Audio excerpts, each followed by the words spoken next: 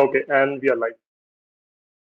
Uh, Good evening, everyone, to all the viewers who have tuned in today with us for this YouTube live session.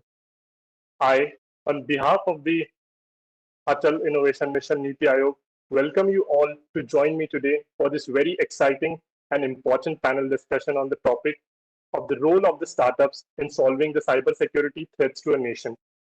This panel discussion is a part of the AIMILE program, which comprises a 45-day cohort designed to support startups in overcoming two major bottlenecks, market and the investor access.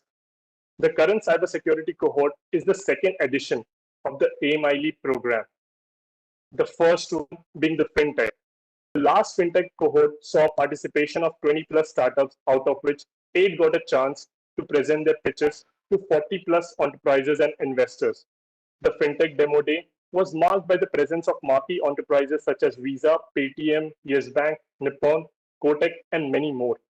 In the second edition, the cybersecurity cohort, we have shortlisted 11 startups who are undergoing a bootcamp and would get a chance to pitch on the demo day on 26th of August. For the second edition, we chose the cybersecurity domain because of its sheer importance in the current situation. Cybersecurity is a booming area that focuses on network and data protection at various levels. We wanted to help to create a vibrant cybersecurity ecosystem by bringing together the relevant stakeholders such as startups, military organizations, and the government. And hence, in the panel discussion today, we have a mix of startups, the government, and the military organization. So without further ado, let me introduce the panelists for today. We have with us Dr. Chintan Vaishnav, Mission Director of Atal Innovation Mission, who will also be moderating today's panel discussion. We have Shri Neeraj Sinha, the Science and Technology Senior Advisor at Niti Aayog. We have Commodore Anil Kumar, who's from Indian Navy. We have Shri Dhruv Khanna, the co-founder of Data Resolve. And last but not the least, we have Shri Rahul Tyagi, co-founder of Safe Security. Now, I call upon Dr. Chintan to carry forward the panel discussion. Over to you, Dr. Chintan. Thank you very much, Anurag, and welcome everyone, all the panelists, of course, as well as everyone on the web listening to this. This is a very unique format because it, in a short span of 45 days, it allows us to connect startups to very useful voices in the domain in which these startups are trying to make contributions. So let's get on with it and talk about cybersecurity. Of course, as all of us know, this is a very fast changing area of great importance to individuals, to corporations, to the military, to the nation as a whole in terms of governance and so on and so forth. So this panel is a great mix to learn from. So in getting started, let me first just go around and let us hear from each person, maybe 2 or 3 minutes, talking about what is their connection with this topic of cybersecurity. And let us start with Neeraj Sinha. So Neeraj, could you please get us going? Sure. Thank you, Chintaji, and a big thank you to all colleagues in the Atal Innovation Mission for getting me here. And it's definitely a topic which has been very close to my heart. The reason being, I have spent a good 16 plus years of my career in the office of the Principal Scientific Advisor to the Government of India. And in that time, I was working with Dr. R. Chidambaram, the then Principal Scientific Advisor to the Government of India. So strategic work and work related to national security, especially internal security, was often handled in the PS's office at that time. But of course, it used to be done very discreetly, and only the persons who are supposed to know were told about what we were doing. Cyber security has especially been very close because I have worked in this area for developing encryptors, bulk encrypting devices, as we call them, which are so essential for financial transactions that are done routinely when you go to an ATM or when you go to the internet banking portal of your bank or whatever. And I just wanted to touch upon the fact, and then I'll quickly hand it back to Chintaji, that the subject of cybersecurity, its importance is well understood in the government of India. As we all know, there is a National Security Council Secretariat, and in that there is a National Cybersecurity Coordinator. And this post was created, I think, more than a decade ago. And the National Cybersecurity Coordinator is supposed to stitch and to synergize the various efforts that go on in the various ministries and departments of the government of India on developing cybersecurity protocols, cybersecurity technologies, cybersecurity products. The only slight issue that I feel exists here, there are at least 5 to 6 ministries and departments of the government of India that are dealing in cybersecurity technologies and also developing products. To name a few, the Department of Science and Technology, the Department of Defense, Research and Development, the National Security Council Secretariat, obviously, the Ministry of Information and Electronics Technology, the Department of Telecommunications, and and the National Technical Research Organization. So I might have missed a couple of more, I don't know, but these are the ones that come to my mind immediately. So there is an urgent need to stitch the efforts together, synergize them as we popularly call it, to ensure that now that we are in a connected world, even after having worked in the government of India for 3 decades, I never used to have BIM meetings. Even if I had the option, I used to travel, go to physical meetings, then do it virtually. So now we are doing it virtually all the time. And we are doing it at odd hours. Organizations are connected all the time. We are using platforms whose fidelity we are not very aware of. The servers might be located outside the borders of India. And in most cases, they are. And the data packets that get transmitted through maybe the US, maybe China, maybe whatnot. So cybersecurity protocols and cybersecurity technologies have become all the more important. So we definitely need, I'm very glad that the AIM is organizing this panel discussion on this subject. So we need to definitely look at the subject very, very carefully, very, very closely, and very, very seriously as well. Thank you. Thank you so much. Let us continue to Commodore Anil Kumar and hear from him what his relationship with this topic has been. Thank you very much, sir. Good evening, all of you. I'm here because I was the Chief Information Security Officer of the Indian Navy for 6 years before I took on this present job. Presently, I'm looking after safety at Cochin, but till last year, I was looking after cybersecurity. I was also the Principal Director Information Warfare.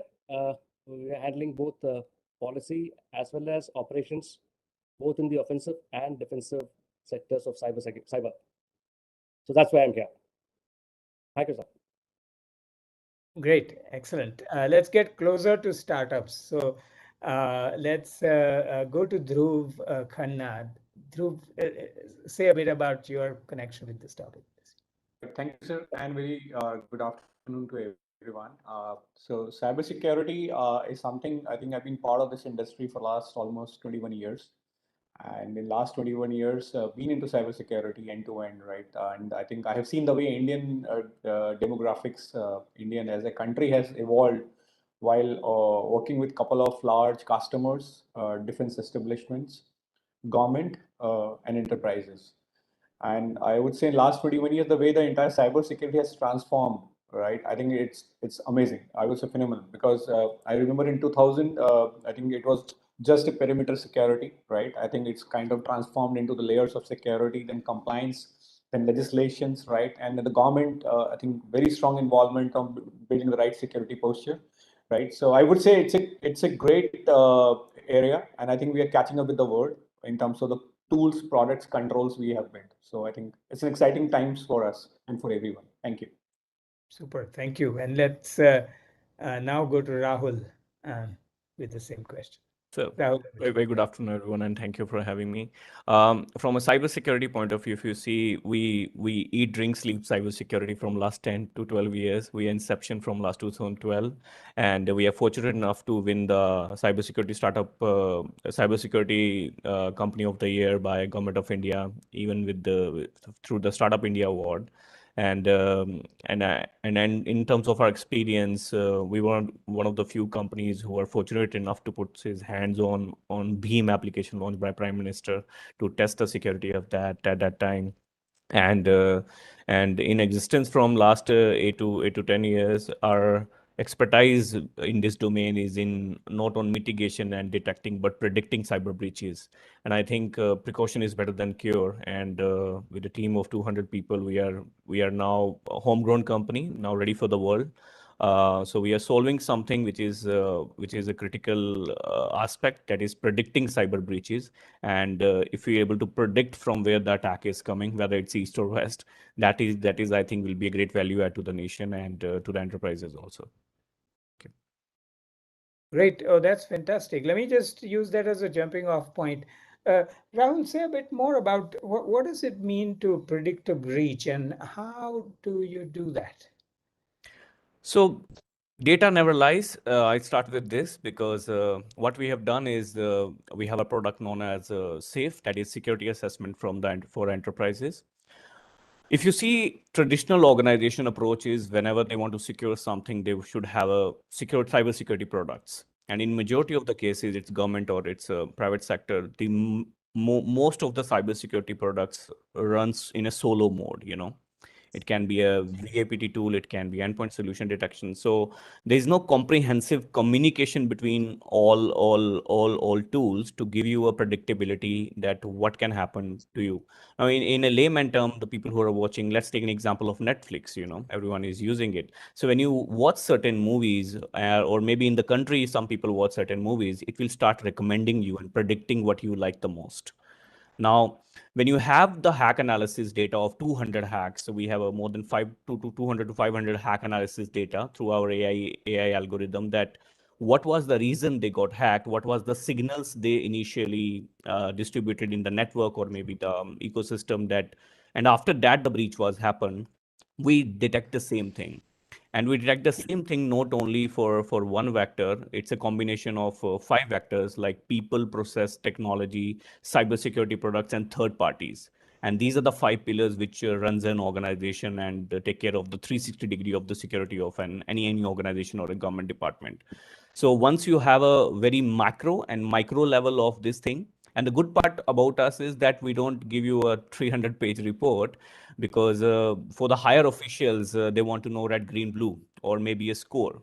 So what we are trying to change in the market is to become a de facto standards globally, where we can give you a score from 1 to 5 or 0 to 5.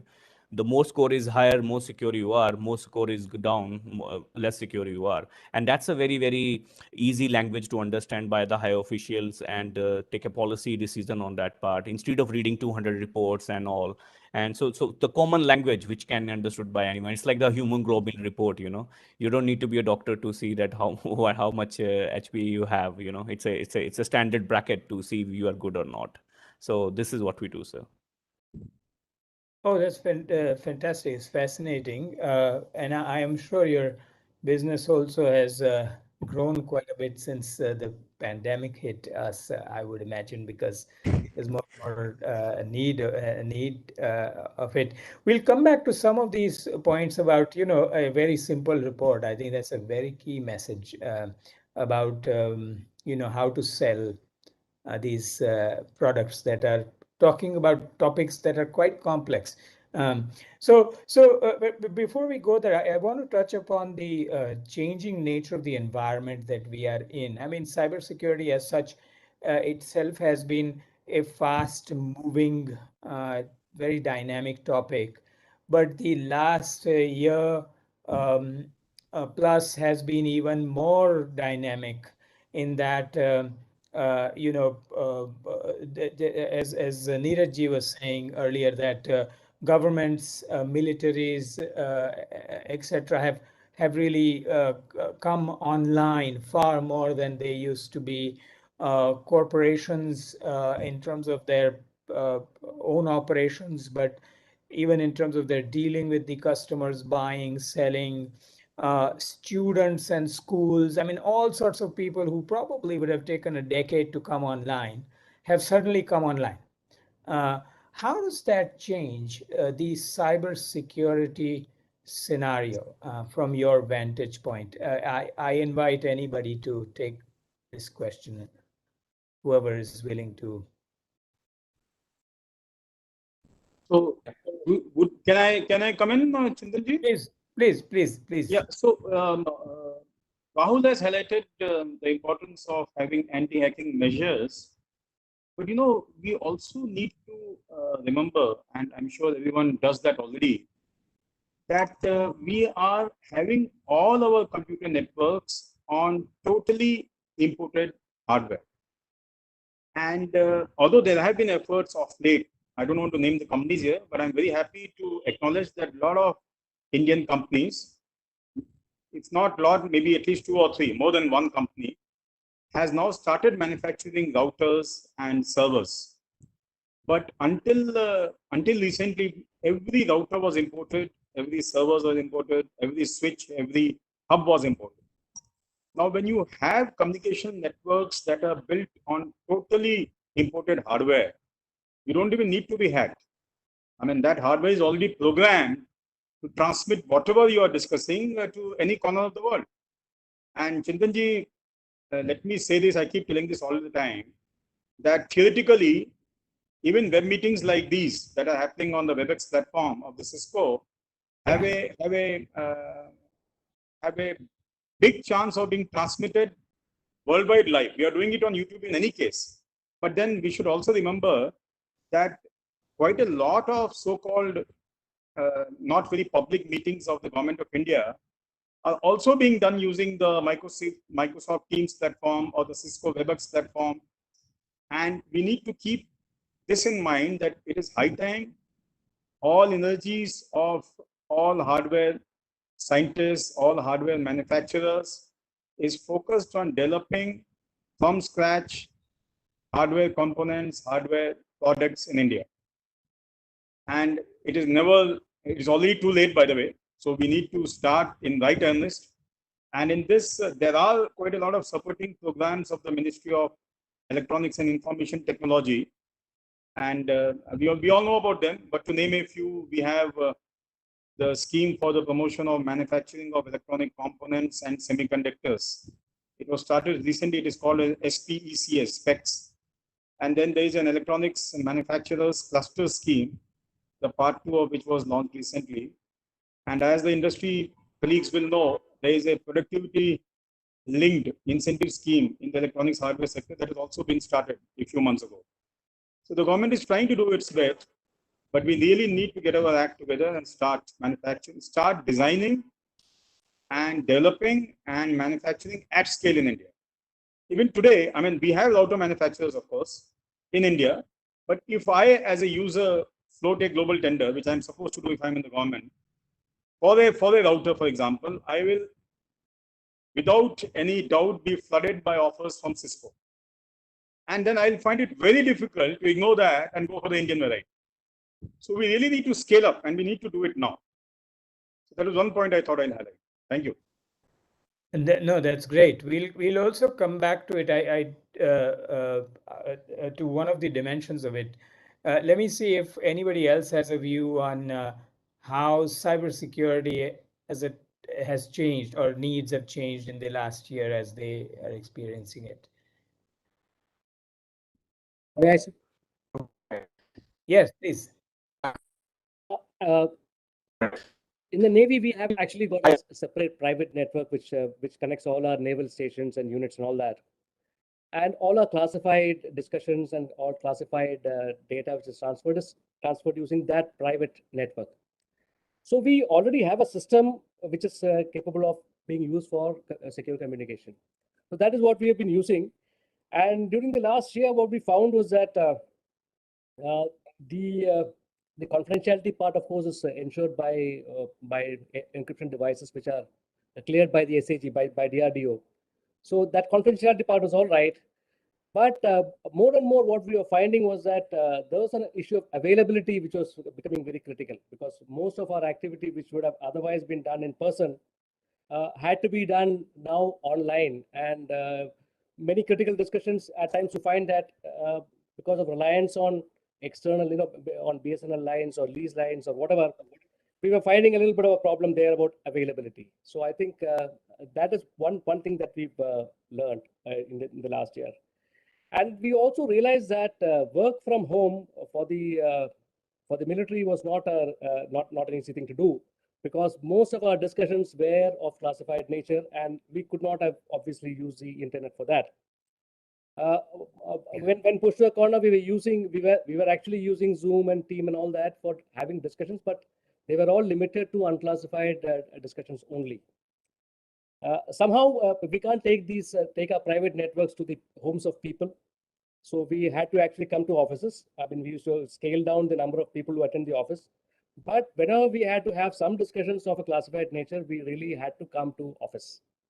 So some kind of, and I know, even if you look at Zoom or whatever, they're also not national, they don't belong, they're not Indian products.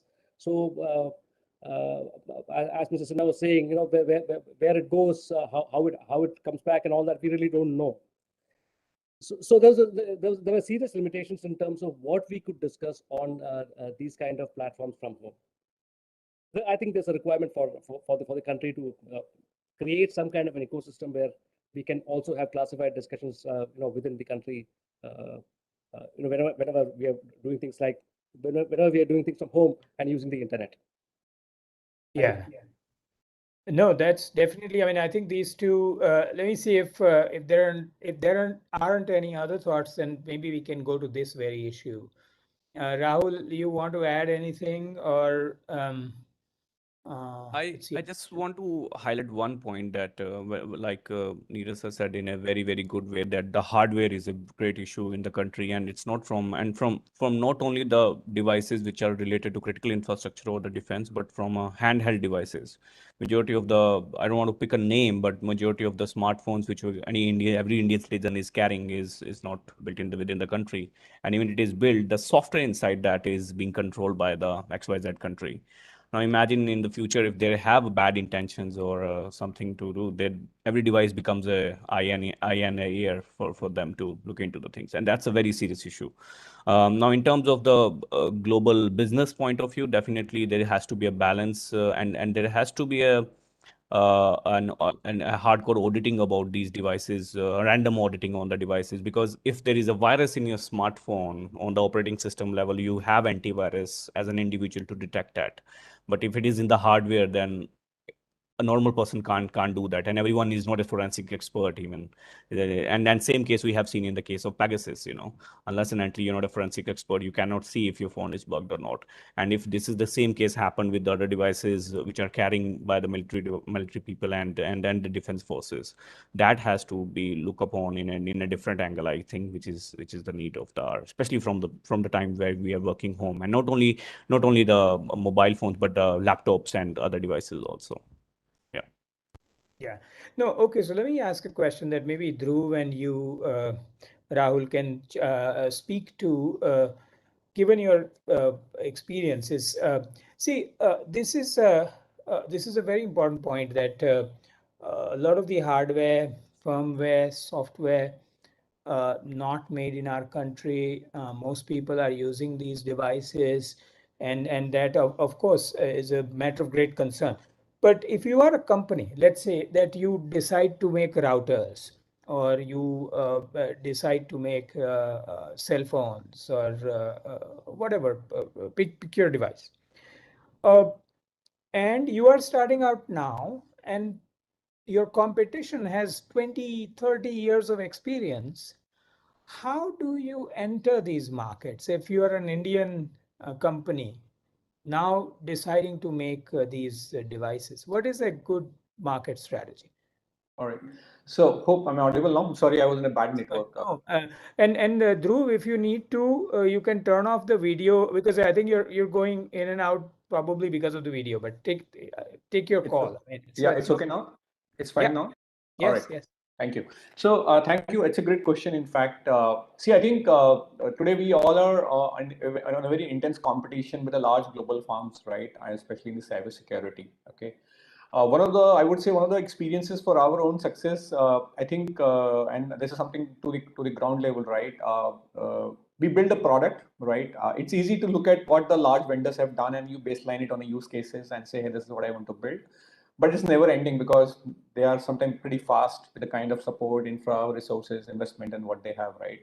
So the approach, what we followed, right, which really worked very well for us, we created the baseline of the product with set of use cases, which I call it must to have, this will be good to have, right? Because we all agree that we will never use 100% of the use case and features, right? It's only good in comparison in Excel sheets during benchmarking, but the reality is reality where we know we only use X percentage of it, depends on sector to sector, right?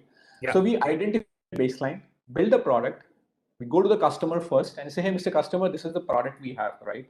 And we ask them what is add-on they're looking at it, right? They say, hey, you have 40 features. Basically, the competition is 100, which is the global ones, right? But if you can build these 10 for me, I think it will solve my problem. And this is my first recommendation to the startups on the call, especially the ones who are part of this cohort program, that please don't try to emulate with the global vendors, right? You will miss the bus, right? Yeah. And I'm sure my colleague, my friend Rahul will also agree to it to a very large extent, because this is the only mantra which actually helped us. One. Two, this is the reason I think both the organizations are successful in the Indian context, because we know that this is what it works, right? And it really helped us. And every customer we acquire, we keep on adding use cases. And you will be surprised with the first 100 customers we crossed, we realized we are as good as 95% to the global vendor. But in the cycle, we acquired a client. In the cycle, client helped me to build a concept. In the cycle, we done the co-creation, right? And last thing to add to it, sir, and then I'll add it to my friend Rahul, right, is today Indian government, today Indian customers, I'm comparing it 6 years back when we entered in the market and started the entity vis-a-vis now.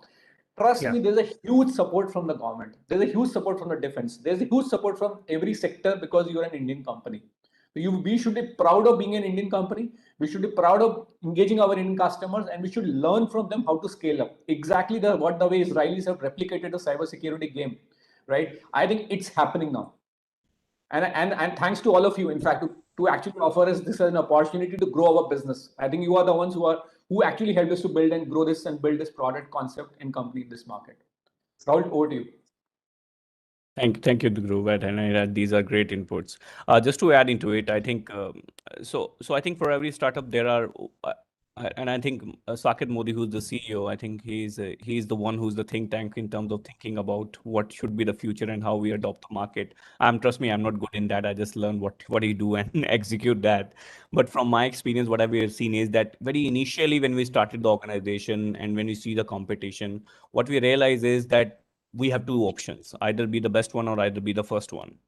Now, to be the best one, definitely that was a very, very different task, because in terms of our product catalog, we were very less in that. And the global organizations who are serving in the information security industry from a long time, we definitely can't compete that. Then we took the second route, that is be the best one, be the first one. So we look for a problem statement, and thanks again, like Dhruv said, that customer voice is the first voice for everyone to see understand the pain point they have. And what we realized after such time that so many cybersecurity products, but after having like 700 security products in your organization, how they talk to each other and what is the holistic view of their working and what I am getting after spending this much amount.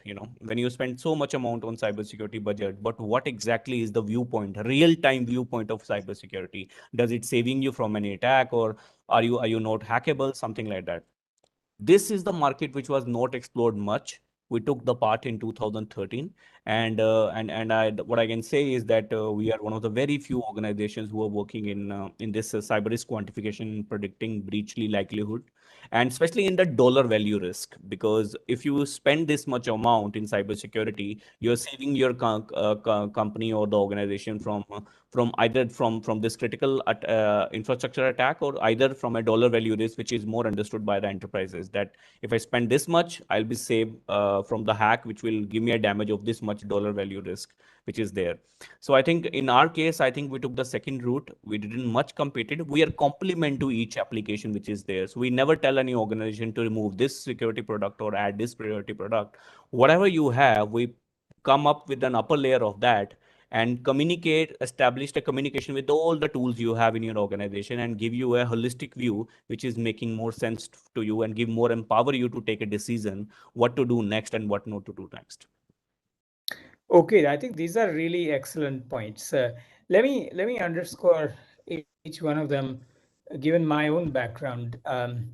I think what Dhruv was saying really reverse engineers the disruptive technology theory. Basically, what one is saying is that I think it's very well known that for many of these products, if you look at a Cisco router, you look at a mobile phone, after a certain level of maturity, you will find that these devices have a hundred, 200 plus features, but you may be using very few of them. I think each one of us have experienced that kind of situation, at least with, say, the old times with VCRs and, various devices. And I think not replicating all of that and really going to the key features is really where the disruption from the bottom begins. And I think this idea of building it with the customer as you go on is such a pragmatic advice. That's wonderful. Also, the idea of, I think what you were saying, Rahul, the internet's architecture is so inherently sort of layered that you can always find that next layer, right? If you think hard enough. And I think that is also a very pragmatic advice for startups entering this domain, which is a very crowded domain, and it's very hard to sort of find that little niche to go after. So I think that's wonderful. Let me ask one more question along those lines. What else should startups keep in mind when they are seeing that the government or the military can be their market or is their market? This is a question for everybody, both on the buying side, the government and the military people, and on the selling side, the startup folks. So, Chintaji, let me come in on this first, because there is a very good example I have of how an Indian startup was able to rise to a challenge posed by the Ministry of Electronics and Information Technology. And of course, I even if I knew the name of the company, I wouldn't say it here, because we are talking about the entire startup sector of India in general. The Ministry of Electronics and Information Technology wanted an Indian web meeting platform to be developed. And that was done by, and there was a challenge that was floated, just like the Atal Innovation Mission, floats challenges for various sectors. And a lot of companies responded. One of them was selected for its solution. And now it has developed what is called the Bharat VC. I'm sure all of you would have heard of it. It is called Bharat VC, Bharat Video Conferencing. Now, this is a web meeting solution which is absolutely indigenous. All servers, all routers, everything is located in India. They could be imported. I'm not saying that the hardware is not imported, but at least all infrastructure is located within the boundaries of the country. And that makes it much more secure than the normal platforms that we tend to use. So startups have wonderful potential, and I'm sure they are very well aware of the fact that this is something that we need in the changing world of today. And the only thing that they need to keep in mind is that when they interact with the government of India, be it the defense forces or be it the normal civilian ministries and departments of the government of India, they need to probably keep their organizational things in order and not allow and plug loopholes or gaps or whatever that might exist or might start to exist once you start interacting with the government. For obvious reasons, there might be some challenges within the organization. So if they take care of all those things and they respect the security and the importance of the subject, for how important it is for India as a sovereign nation, let me tell you, for starters, the sky is the limit. Wonderful work is being done by them. And Bharat PC is just one example I gave because I know that. There could be 100 others. And Rahul and the other colleague from the, from the from the startup sector will probably tell us more. But then there are lots of examples which we can quote here. So startups are more than welcome to join and start working with the Government of India and the defense forces. Thank you. And Great. and just to add into what Neeraj has said, I couldn't hold up or saying that. I think one advice which I would like to give to every startup, especially in the technology domain, is that when you are developing something, especially for the defense sector, make sure that you need to inject the idea of security from the build to each and every coder of yours and all. I think this is the secure development coding culture is something which we need to highlight more in the industry, because later definitely you will do the auditing and you will check all the parameters of security. But what about at the time of the development?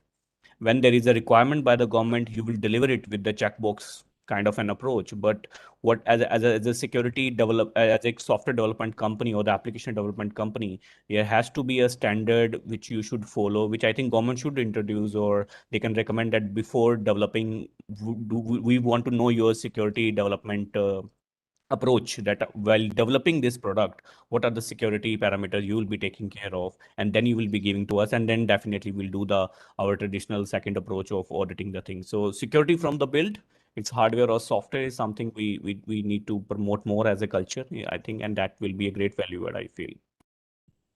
Excellent. Other thoughts on selling to government/military? What should startups keep in mind?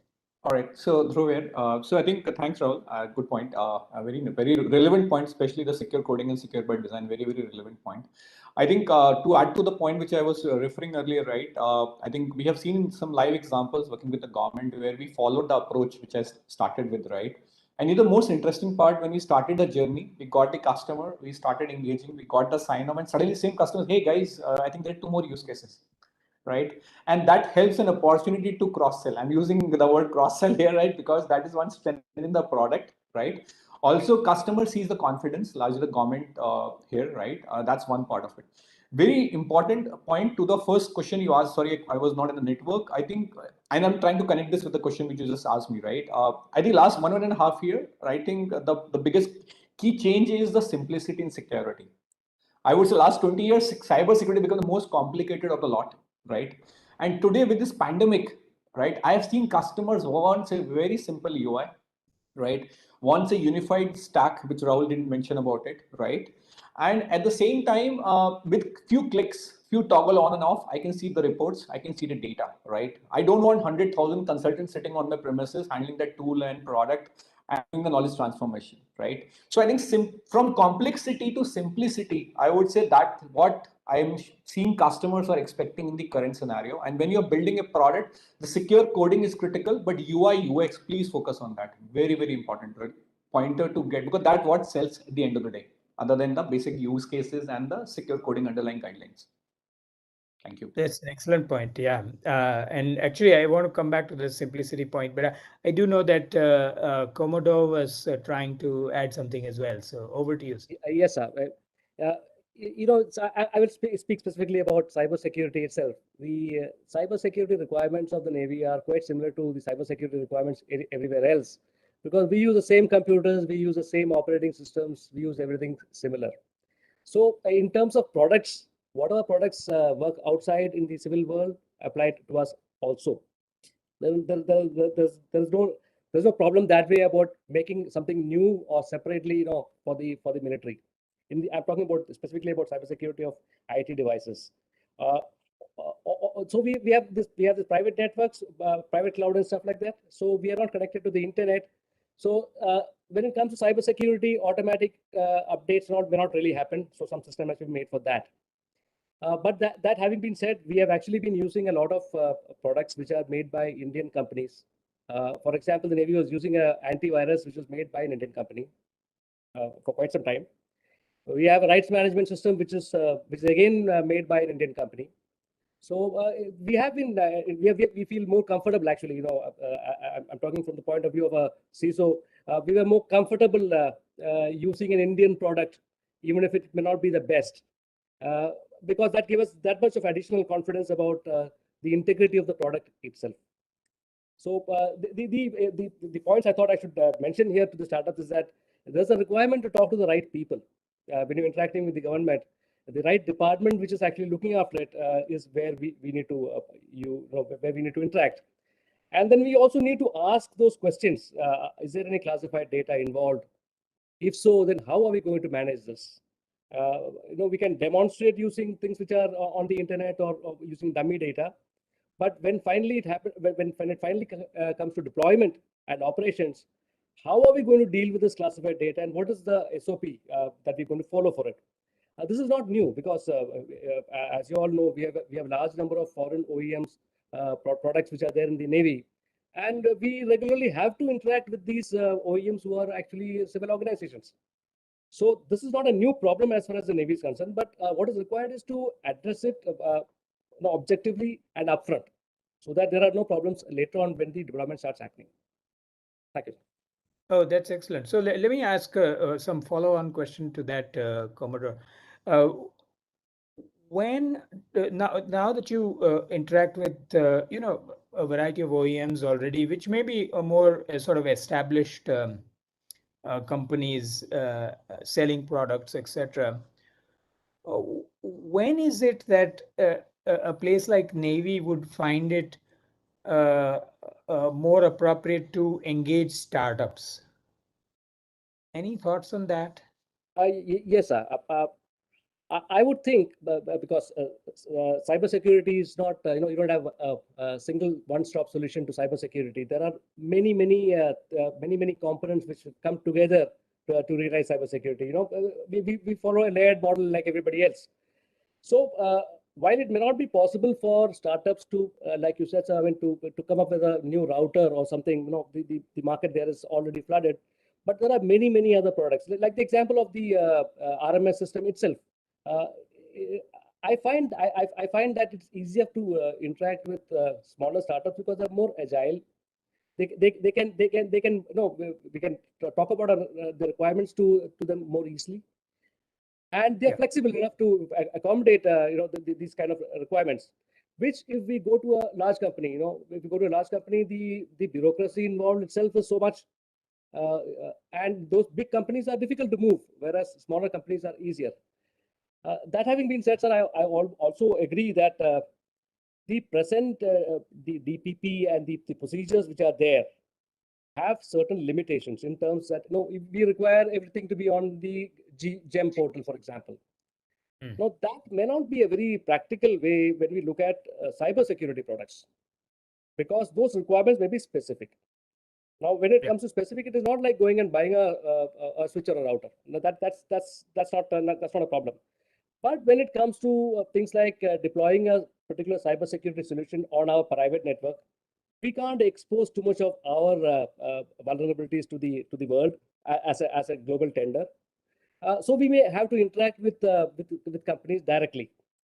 There are provisions, of course, which exist. We could go through DRDO route, for example, and they in turn can go to an organization. But I think there is more merit in interactions directly between the customer and the user, because that is better than going through another via media. So surely that needs to be addressed. I don't know how that is going to be addressed, but I guess forums like this are what will contribute towards addressing those issues which are not technical, actually, which are more administrative in nature. Yeah, no, I think that's really important. And for everybody in the audience, their benefit, GEM portal is this portal on which you have to be listed in order for government to buy your product. And so what Commodore is talking about is something that, how do you, and then there's a process by which that happens and all that. How do you bring about mechanisms by which that whole procurement of technology, interaction with startups, etc., can become easier, more dynamic, agile, short, in a short span and all that? I think that is something that Commodore, us and you, I mean the Navy, etc., we will all have to work on also on our side, so that we can make it easier for the startups. One other, again, quick question, that let's say you picked a startup as Navy and you want to bring their technology in. Do you do a proof of concept first, where you can sort of agree upon the requirements and try it out and then take in? How does it work? It would depend on from case to case. In certain cases, it will be outright buy, but in certain cases, we will have to actually handhold and mentor the entire development process. So there are means by which we can do that. The Navy, for example, has got an organization called WESI at Delhi. Now they interact with the other startups and small companies, and together they build the entire system. So it's some kind of a mutually cooperative kind of development process, and then that item is inducted and procured from the person who makes it. So it depends. If it's a standard product, it is bought off. But if it is not a standard product and which requires some kind of development, then VESI is like some kind of a mini DRDO, which helps in inducting this new technology or new equipment into the Navy itself. Just to add into this, sir, I think this is a question which frequently asked to me by a lot of new startups where I'm mentoring. They're saying that, let's take an example, defense. Most of the tenders that they have a traditional approach of that company should have this much of a balance sheet or blah blah blah. There is a long list of that. But as a startup which is started in 1 year, they have a great idea, they have a great product which actually solving the problem which government is looking at, but they are unable to apply for the tender because the conditions are not matching with that. So how you look this problem, and what do you want to say to those startups who are capable in terms of the capabilities, but they are not getting the right platform to showcase their capabilities? Can I answer this? Is that a question? Yeah. Okay. Yeah, go on. that's a question for everyone. Please. All right. Okay, cool. So I think thanks, Gaurav. It's a very good question, in fact. I think we'll tell our experience without, I think, naming the end customer here, right? We had the same challenge, right? And I rightly said you need to have a 5-year-old company, 5-year profitability, right, and all that, right? I think one of the recent changes which has done by the Indian government, the recent cybersecurity procurement policy, right, where we have gone through, right, where we picked up some, I would say, 6 to 7 customers in the last 1 year in government, right, we are purely an enterprise play. Now we're in the government play also. And the good thing which happened is, I think the POC was the starting criteria for us, technically, that you should technically qualify. Yes, we have gone through a rigorous process vis-a-vis the global competitor here, right, and we got through from the technical side of it. And after, once you're technically qualified and the client and the SPOC from the client side is comfortable, right, we have seen that there is a waiver, right, with respect to that. If you're a Make in India, you get an additional set of points. They basically waive certain financial conditions, right? If you are technically qualified, Make in India, right, part of the MSME program, and then you straight away get into the straight, I call it green channel corridor, right, where you actually enter in the customer engagement discussion and you straight away get to your normal evaluation process of commercial and all, right? And we have gone through it, all right? We may not be commercially qualifying on certain criteria of profitability because in the startup we burn initially more, right? Right, but from the technical validation to the startup program, cybersecurity support from the government, and then you put those things and you get additional points also. That's one interesting part which even we discovered first time. We didn't know, actually, to be very honest, right? And with that, you get extra technical points because you're an Indian company, technically qualify 100%, if not 100, at least 95% plus. And then you get commercial weightage also, right? And then the procurement happens. So it's actually working. That's exactly the first point which I wanted to highlight. That it's really working. Just for a lot of people, just to add this point, that government has relaxed procurement of Indian cybersecurity product, right, from the Indian companies, both commercially, technically, right, business pre-qualification has been relaxed to great extent. Please go and read that recent circular. I'm sure it will answer most of the questions. So if I have to come up with a vague answer for the startup who are young kids there, so they are saying if you think that you have the capability, even in you're not matching with the criteria, just fill in the form and let them know that you exist, and then let them choose after the POC you are capable or not. Is it? Yeah. No, Chintan, I wanted to come in here. I deliberately waited to respond, and I'm so glad that the startup responded instead of me responding. That shows And thank you for that, Dhruv. That shows that whatever the government of India had done through the preferential market access scheme, that is the name of the scheme, promulgated by the Department for Promotion of Industry and Internal Trade in the government of India. There is a public procurement order. It was set out way back in 2017. And for the benefit of all our viewers, the NITI Aayog had played a very key role in helping the Department for Promotion of Industry and Internal Trade. It was called the DIPP at that time, Department of Industrial Policy and Promotion, to actually frame this scheme and implement it. The NITI Aayog had played a big role there. So I don't need to say more. Dhruv has already said it.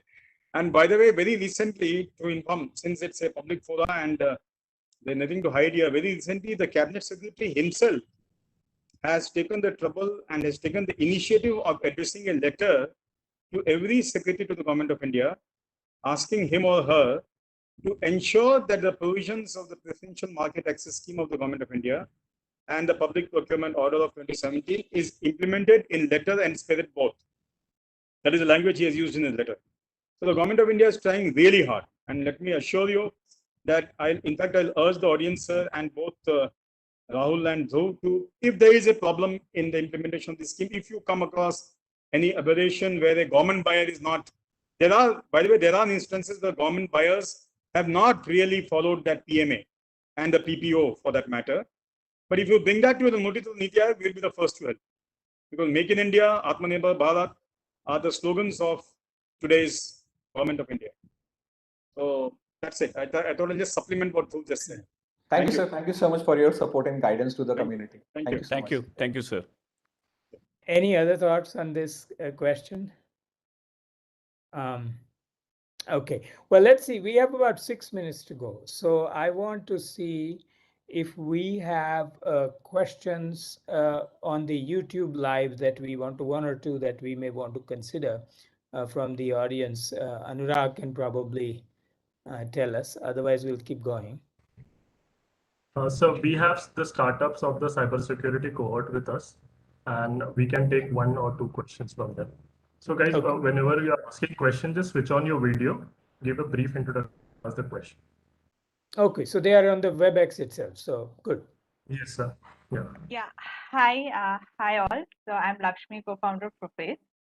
So we are a completely make in India product company. So what we do is we actually have launched a web application firewall that's based on Kubernetes architecture. So that is something that caters more to the international market more. So for India, we have actually brought out a cloud native web application firewall. So as an Indian company, so we've had this issue of actually getting into the Indian market, wherein even with the government. So we've had initial discussions with Baba Atomic Research Center. So because of the COVID situations, we couldn't actually go there and physically meet them.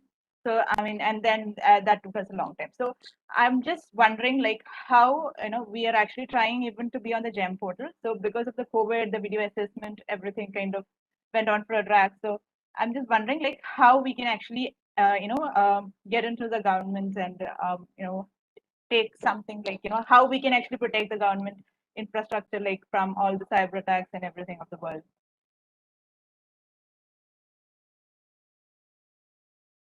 So your question is how to get into these channels. What would be the advice? Yes. Yeah. Any advice for Lakshmi? Well, I can just give a single liner. I mean, see, we have just spoken about. I'm sure you would have heard of this, Lakshmi, about the differential market access scheme, about the public purchase order, public procurement order. I'm sorry, it's called PPO 2017, and you know about the GEM portal. And the GEM portal, incidentally, is handled by a senior officer in the Government of India who is called the Chief Executive Officer of the GEM portal. So if you have any issues anywhere, the way I understood it, you're talking about the entry barrier for entering into the world of government selling. I mean, you want to sell to the government. Yes. So all your questions can be answered if you look at the PMA scheme, which is available on the web. You can go to the website of the Department for Promotion of Industry and Internal Trade, DPIIT for short. Put it on the Google, you will get it. And the public procurement order is also there. It keeps getting modified every now and then, but the latest version is available. And for the GEM portal, I'll urge you, if you have any issues, write to them directly. There is a senior officer in the Department for Promotion of Industry and International Trade who is handling the GEM portal. So, I mean, as I was myself acknowledging, there are still issues that need to be resolved, but we will make an effort to resolve them only when we come to know about it. So when startups like you tell us, look, you have done so much, but still this is to be done, that is when we'll actually start looking at it. For all you know, we might be blissfully unaware of the problems that you are facing. Yeah, so one please thing, speak up and one thing that I've found is that like it's more on the hardware, like manufacturing and things. Like for software, it's not streamlined. I mean, like how many units you produce, like I mean, all those things we'll have to answer from being from the software side. Some kind of answers that which doesn't make sense. I mean, so if there is a particular something streamlined for software, that would be great. No, that's a good advice. So what we'll do is, I mean, I can get in touch with the GEM. I'm sure Chintan can also do that. See, as I was saying, the GEM portal is pretty dynamic, and it was only launched in the year 2017, and we have been also learning from our experience. And there was a lot of resistance to the GEM portal from within the government, by the way. I mean, everyone, including my own earlier office, used to resent the fact that even for buying 20 pens, they needed to put an order online. Earlier, you used to give the order to a physical supplier, and you used to get the supply within a week. Within a day, by a week, or maybe the same day. Now you're supposed to follow a process, even for getting pens, leave alone anything big. So those issues are there. But if you have any specific queries, do write to, I mean, Chintan Vaishnavji and everyone in the International Mission, write to them and we'll sort out. Sure. Okay. Thank you. And if possible, like if all the cohorts here, I mean, all the startups here, if they get a chance for a POC with the government or something like that, or some kind of opportunities that you can arrange, that would be really great.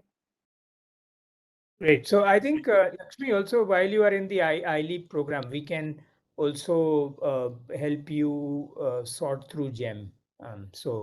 Yeah, sure. Yeah. You'll be with us. Yeah. Okay. Thank you. Okay. Thank you. Thanks a lot. Thank you. Let's take one more question. One more question. This is Claude from NAP ID. Okay, and thank you very much for this session as well as for this cohort. Learned a lot. Okay, but we just 11 startups as of now shortlisted. Okay, and if we each of us get 10 minutes to 15 minutes time to show our product, right? We developed a product. Okay, so that would be so helpful, right? We might not be good in articulating, right, to explain our product in 5 minutes, traction, all those things, right? That is for the investor wise, but we built a product.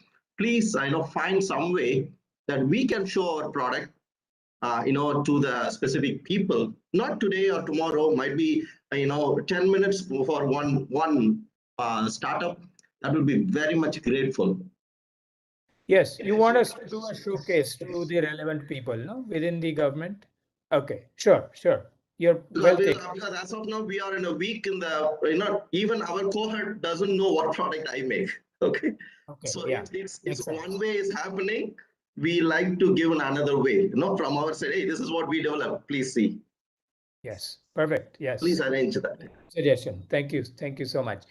Okay, well, I'm mindful of time. We are at 5 o'clock. This has been a wonderful conversation. I learned a lot. I'm sure startups would find it far more sort of value now that they're building products and are trying to sell to the government, etc. So let me say a big thank you to Neeraj, Commodore Anil, Rahul, and Dhruv for spending their precious time with us and sharing great insights.